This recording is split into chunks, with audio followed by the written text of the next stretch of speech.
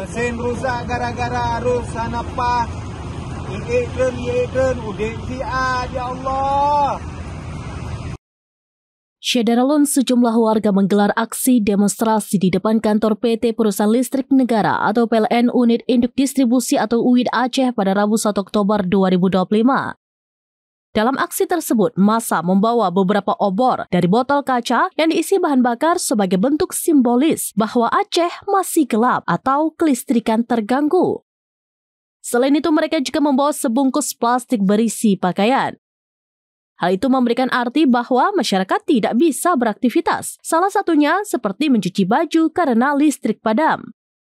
Mereka juga menyindir kebijakan PLN yang selalu tegas terhadap pelanggan, akan tetapi lemah bila diminta kompensasi akibat kesalahan perusahaan.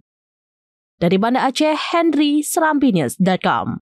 Ini adalah aksi spontan dari gabungan beberapa masyarakat, teman-teman mahasiswa, kemudian ada pengusaha merasakan bahwa hari terakhir dampak dari adanya listrik di Aceh sangat berdampak ya, bagi seluruh tempat masyarakat tinggal di Aceh. Berulang kali disampaikan ternyata pihak PLN tidak menjawab dengan bentuk penjelasan, penjelasan dan sebagainya. Apa solusi? Yang lebih penting lagi adalah dalam waktu.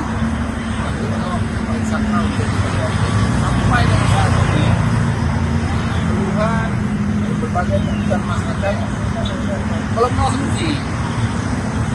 Hanya penjelasan dan klarifikasi saja, itu tidak menjawab persoalan. Kondisi ini tambah parah lagi. Perangkat elektronik rusak, ada akuarium, ada dana lain yang harus gunakan AC.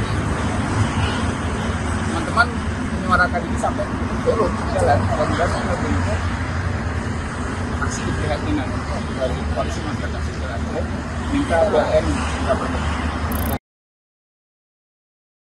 Download Tribun X sekarang.